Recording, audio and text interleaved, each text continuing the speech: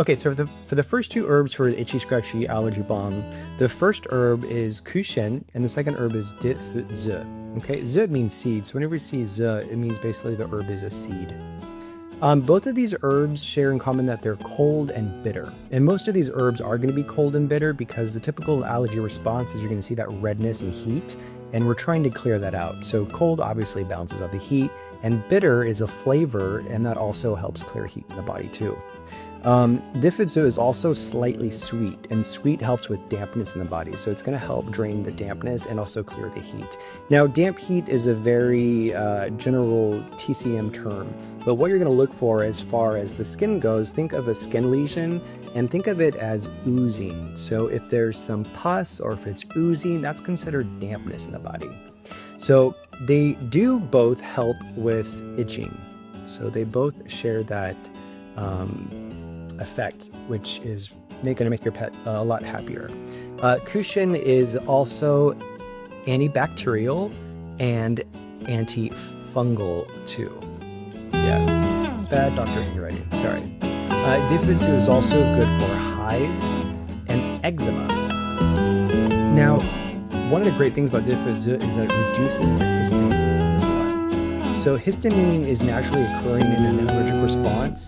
That's what causes that redness and that sensation of heat. So Diffidzu helps the liver process that histamine once it's been released. Because if you have a buildup of histamine, it's going to further weaken the immune system. It's going to make the immune system over-responsive. Okay, so we'll move on to the next two. Okay, the next two herbs are zitzao and jingdai, also known as the indigo.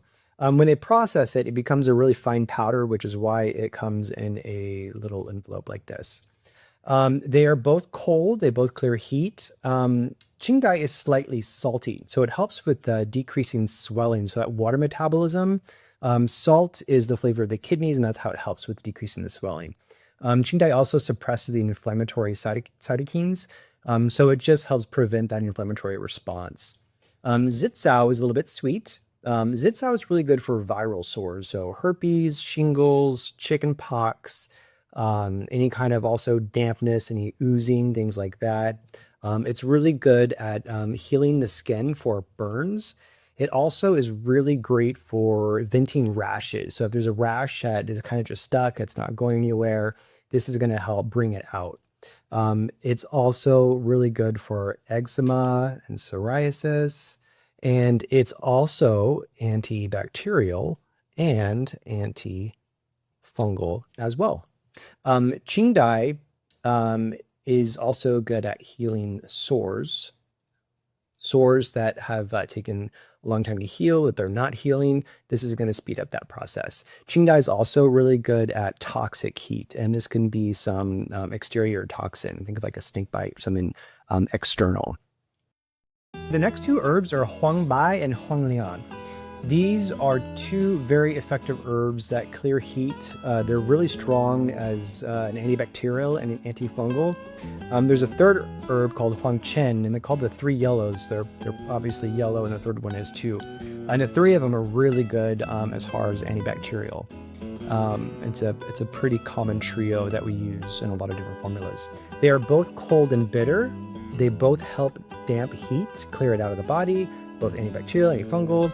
They both help with eczema and psoriasis as well. Huangbai is a little bit different in that it helps as far as the itching goes, where huanglian is really good at clearing out some of that heat as far as the redness in the skin. Huangbai is also good for toxicity. Again, think of kind of like a bee sting or something, a bite, a spider bite, snake bite. And that is kind of the two differences. They have a lot in common, the two of them. Next two herbs is baihua shishi sao. Sao means grass. So if you see an herb that has sao after the name of it, it basically means that it's grass. And bai ji. They are both bitter, cold, and sweet. They're both good at helping heal ulcerative sores, and they both help decrease swelling.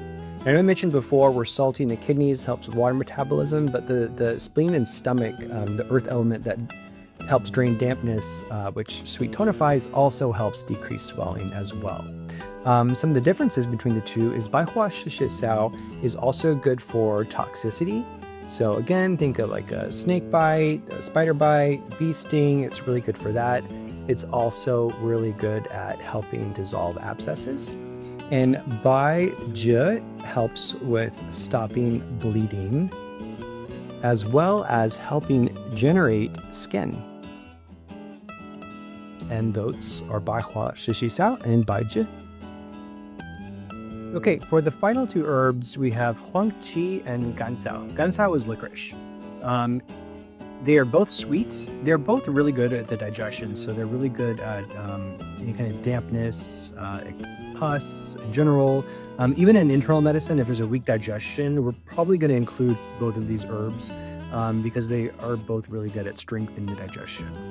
Huang Qi is slightly warm, where Gansao is neutral. Gansao is in most formulas as a harmonizer because it is a neutral flavor and it does help with digestion. So some of the harsher herbs or harder to digest herbs, Gansao is going to help the body digest that. So you'll see often Gansao is in several different herbs, including our herbs at Healthy Paws Herbal Labs.